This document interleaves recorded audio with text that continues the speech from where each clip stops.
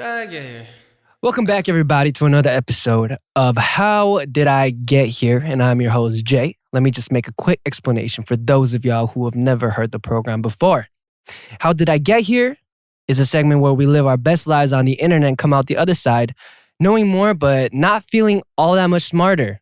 And if you don't understand that now, I promise you by the end of this podcast, you will understand exactly what I meant. A barrage of useless information. Let's get it. Before going into the podcast of today, I just want to remind you to subscribe to the podcast as well as leave us a review. And also check out our videos on youtube.com/divevideos and subscribe. Turn on them notifications for amazing surprises and little segments and clips to bless your life. We're going to go into the meat of today. And the question of today is also an interesting one. This is one that I've heard a lot of people talking about, which I feel like is a common theme for most of our question. And this one, it's what's my love language? Let's talk about it. Hello? Co-host? I'm not your co-host. Get in. Let's talk about it. I'm not your co-host. Let's talk about it. What could I possibly contribute right now? Let's talk about it. Okay. Love languages. Go for it. I've heard a lot about them. Gifts, words of affirmation, physical touch. That's right. I researched yesterday. Did you really? I did. There were more. I forgot exactly what they There's 5 were. total. Yeah. Acts of service. Acts of service. Important. Do you know which ones you are? I haven't taken it in a while, and it changes as you get older. Do you remember your last results? I think for me... Wait. Do you remember? Yeah. All right. Hold it. Oh my goodness. I'm going to explain it real quick, and then we're going to talk about it. Okay. Because it's intriguing to me as well. All right. So our starting point. Do you know the 5 love languages? Here they are. Number 1, words of affirmation. Number 2, gifts. 3, acts of service. 4, quality time. And last but not least, physical touch. Now, what are these? Let me explain them.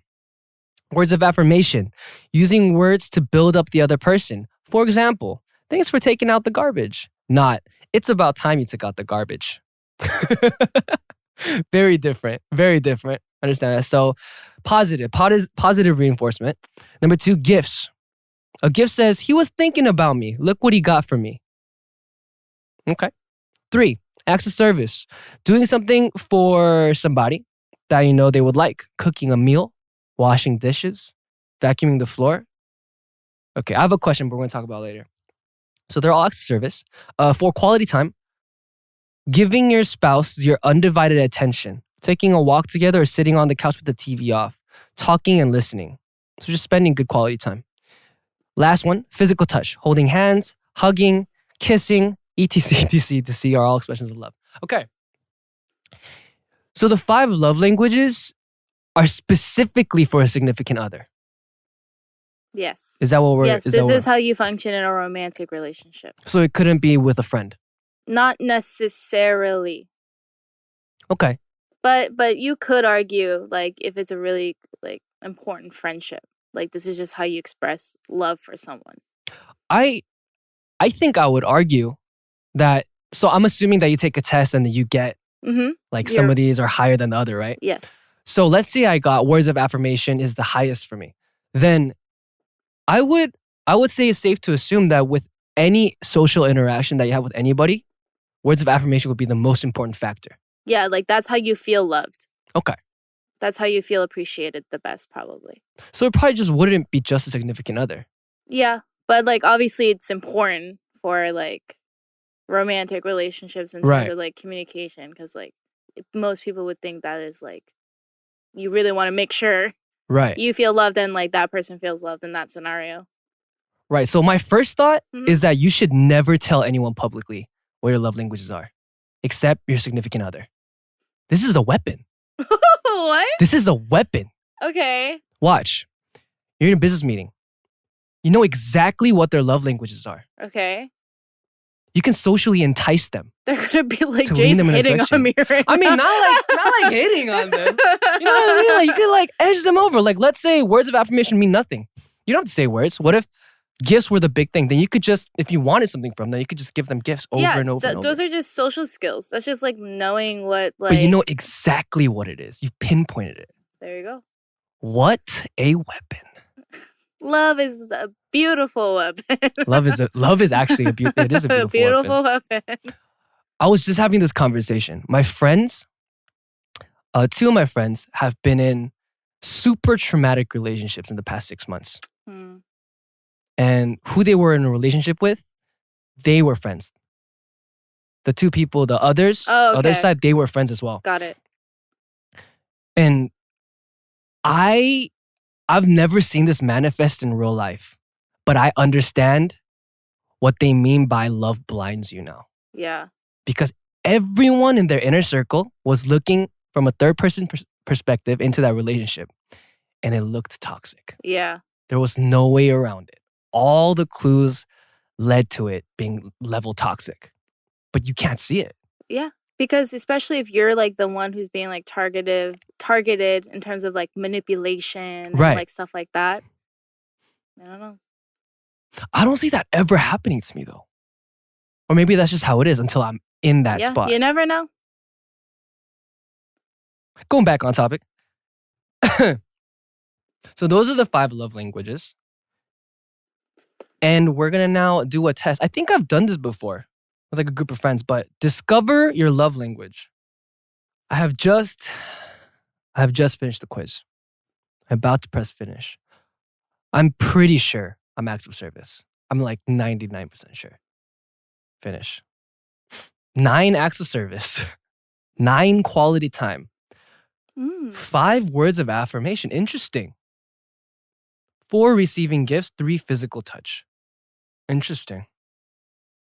Acts of service 1. Quality time. Words of affirmation, receiving gifts, and the physical touch. Okay. Well, let's interpret our profile scores.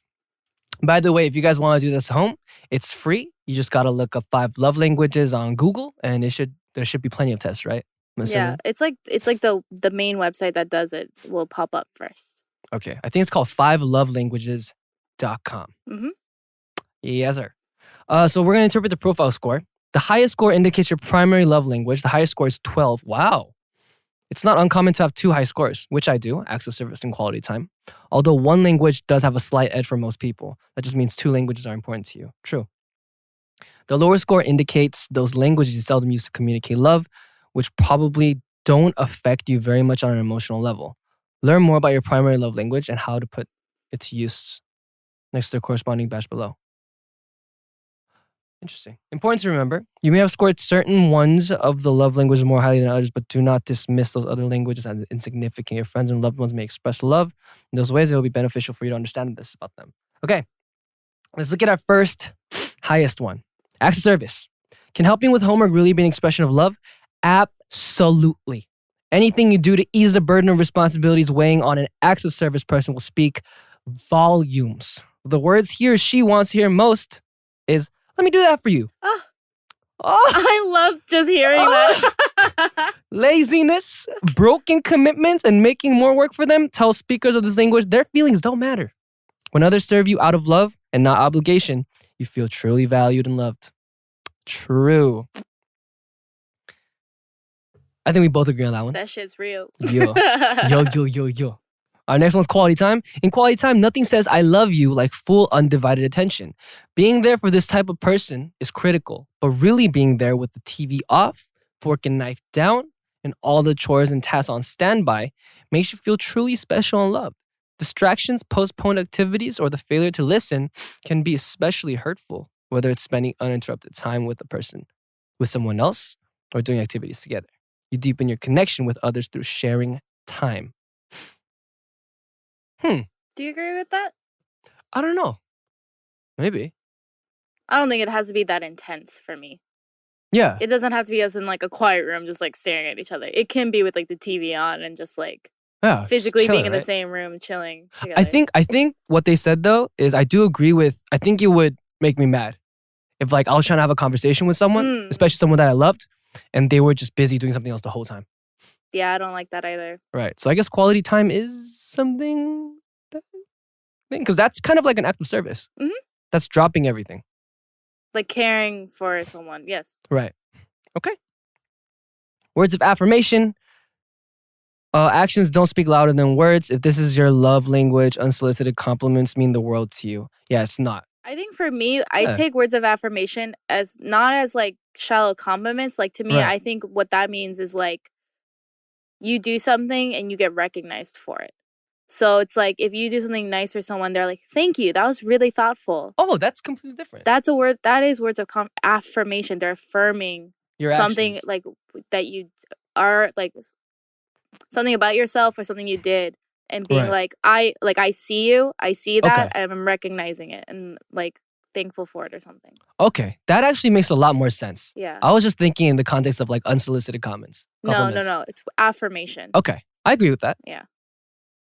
Yeah, I agree with that. If I worked hard for something and someone's telling me, hey, you did a good job, I might cry. I might cry. Next one, receiving gifts. Don't mistake this love language for materialism. The receiver of gifts thrives on the love, thoughtfulness, and effort behind the gift. That actually makes a lot more sense than gifts. Because I don't believe in gifts either. Yeah, same. Yeah, but the idea of going out of your way, out of a busy scheduled day to get a gift and being like, hey, I thought of you, this is for you. Maybe the idea is nice. Well, that's sweet. Next one, physical touch. A person whose primary love language is physical touch. Not surprisingly, very touchy. Hugs, pats on the back, thoughtful touches on the arm, they can all be ways to show excitement, concern, care, and love.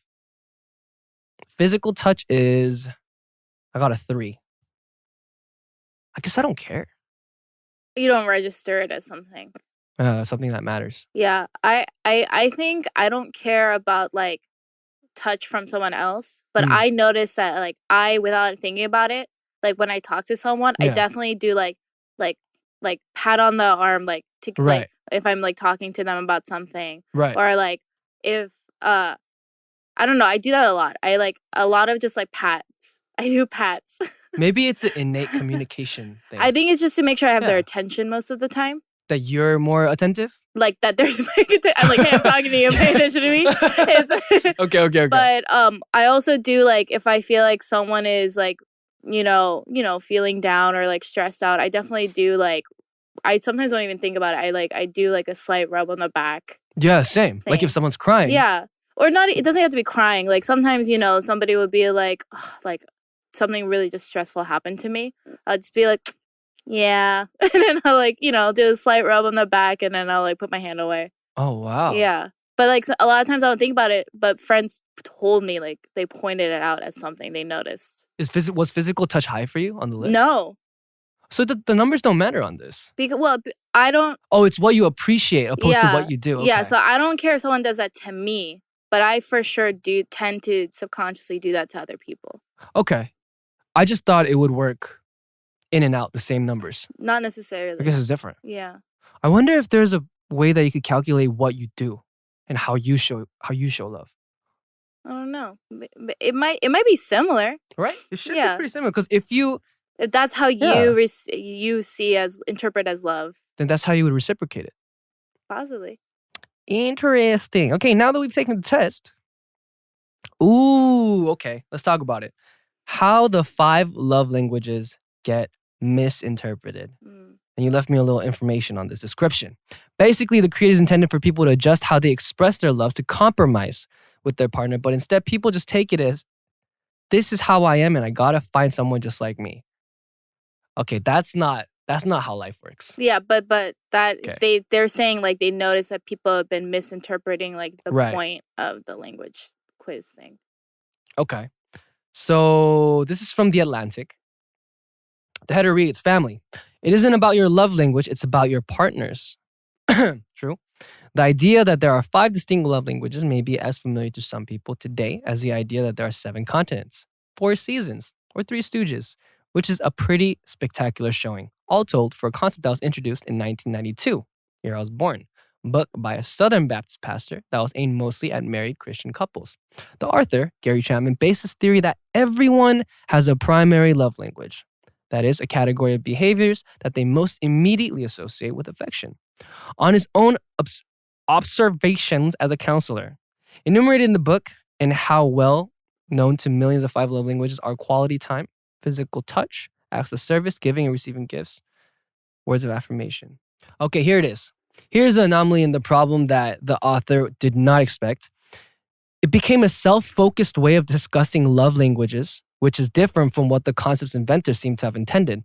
As the idea has grown ever more ingrained in the popular consciousness, Chapman's consistent urging toward leaning other people's love languages and modifying one's own behavior accordingly has been de-emphasized. In its place has emerged the notion that the point of knowing your love language is to find a partner with the same or to request that others learn to speak it.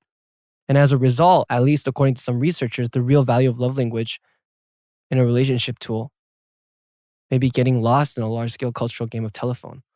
Wow. Yeah, so if like your partner has like different love language standards than you, Right. do you think you would try to like meet them? Like, Of course. yeah, if they're like gifts aren't important to you, but they're important to me. Of course. You would give them gifts. Yeah, are relationships all about meeting in the middle? Yeah. Compromise. I would just say I can also see the argument from others where it would be like, well, this is about principal values. Why do like you know what I'm talking about? I'm doing like devil's advocate right now. I don't believe this, but someone could be like, well, why do gifts mean so much to them? Why are they so obsessed with things? And like they'll think that and like, well, I don't want to be with someone who prioritizes things over like what I think is important in like real relationship or whatever. That's kind of like saying, hey, you know what? If we're a fit piece of a puzzle, then it works. And if it doesn't, so be it. I'll just find someone that fits with me. Yeah. But you're a puzzle. How are you going to find someone that's a perfect fit with you? Some people believe that that's possible. Look, we talked about soulmates. Yeah. And I don't even think soulmate standards fit that standard. Yeah. Yeah, because there are going to be edges that you need to work out, right? No one could be exactly the same unless you grew up in the same like pretext, same kind of family background to the T. Even then you'd be different because the experiences would be different. Possibly. Yeah, but if somehow you ever met someone that was completely 100% the same as you, I mean, applause. Yeah. That's crazy. That's crazy. That's also just kind of like narcissistic. I mean, that too, but I mean, if you ever did, like power to you, get married for sure. I agree with the author. This tool should never be considered as like a matchmaker tool. Like, hey, they have the same love languages to me. Maybe we'll fit. Or they have different factors that are higher rated than me. Maybe we won't fit. Maybe this is a bad idea. I don't think that should ever be the case. It should be used as a tool, just like the actor was. The actor, just like the writer was saying. Yeah. There you go. That's my opinion. Yeah, do you see that like the love language things, like do you see that like you tend to go out of your way to do acts of service for other people that you care about? Like, do you try to have quality time with like the people you care about? Yeah, acts of service. You asked me for magnets from Europe. I got you magnets from Europe. You gave me one magnet from Europe. You give me one magnet. And you asked for a magnet from Europe. And you forgot it. And you forgot it yesterday. If friends ask me to do something, then I'll oblige. Yeah. Act of service. Gifts. Magnet from Europe. Yeah. I mean, I guess it does get practiced in everyday life. That's interesting though. Like, yeah, if you like think back on times where you might have like gotten feelings hurt, was it because they were like, lacking in certain parts of that list? See, the problem with me is that I'm a goldfish and I literally just pass on information that passes by me. Okay. So my history, I never remember until someone brings it up. Of like what you do for people? Or what people have done for you? Things that I deem don't have to be saved in my hard drive. Yeah. I just kind of skid them by and then someone will bring it up and I'll be like, oh, that did happen. And then I'll remember it. Yeah. Except like super traumatizing events. Yeah. Like being kicked off my bike at like 11 years old, something like that. Yeah. Like stuff like that. But other than that, I'll remember things. I guess. I mean, I'm assuming that it's going to have to do with my love languages, right? I'm going to feel betrayed because my acts of service weren't returned. Yeah. Or appreciated. Yeah. Appreciating an act of service is an act of service in itself.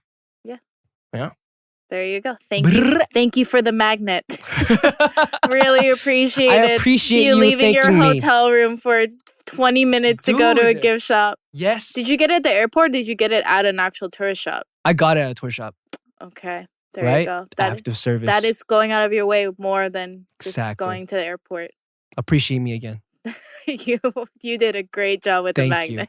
I appreciate that. Take that to heart. And now that we have answered our question of the day, we're going to reciprocate our appreciation for you and answer maybe some of the questions that you had for me.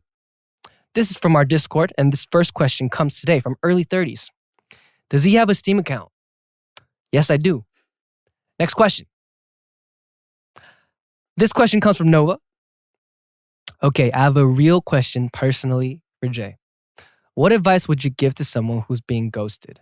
I'm currently going through a constant cycle of grieving due to a personal close friend avoiding people for months. I just want to know if you could give me or anyone who is suffering from this situation some advice. It would mean a lot to me personally if you answered. Being ghosted. So I guess it's a friend. It's not a love interest. When you're ghosted by a friend,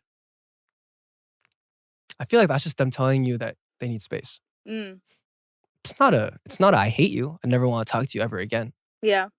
I think it's mostly just, hey, I need some room right now. And we may have been texting back and forth for the past 2 weeks, months, possibly years. And I've come to a spot in my life where I kind of need time to think for myself. That's all it is. But do you get offended or like get slightly hurt if you feel like someone's ghosting you? No, because I do it all the time. No, because I don't ghost people intentionally. What happens is I end up getting so many katak messages or text messages that they don't appear on the front page of my screen anymore. And I just kind of forget about the conversation. And then something will happen to remind me of them like a couple weeks later, a month later, and I'll be like, oh, shoot. And I'll text and be like, hey, sorry, totally forgot. And they'll be like, I'm used to it. You do it to me all the time. I'm like, that's why you're my friend. Yeah, understanding. Yeah, you just kind of got to understand because I totally get it. I get the other side of this. It's usually when they're, they have too much to think about and they don't want to think anymore. They want to sit at home and chill, not look at their phone, not be texting 24/7, having to, constantly feel this conversation. They just need a break. Give them a little bit of time. Text them once in a while. How are you doing? I promise you, eventually the conversation will restart. Now that we have finished those questions, we want to welcome you to the conclusion of today's show. Today, we have discussed many important factors. We have talked about love languages. We have talked about what those love languages may mean to your personal life. We have talked about ghosting people and why they do it. We hope that you have learned just as much as we have today. And if you had any other questions for us, please send them to #HDIGH and let us know what we should be talking about on our next big adventure, aka episode. You can send them to us on our Instagram and Twitter at @DAY6 Studios, as well as youtube.com/DAY6 Studios. Also, if you have personal questions for me, please send them to my Twitter at JAE_DAY6. And please do not forget to subscribe and review this podcast. Hopefully, you guys learned what you needed to learn, and we will see you again next time. Later. Ladies and gentlemen, did you enjoy that content? If you did, there is more. Please download the full podcast on Spotify as well as Apple Podcasts. Also, don't forget to subscribe to our YouTube channel at DAY6 Studios. Don't forget to turn notifications on to hear and see all your favorite clips as fast as possible.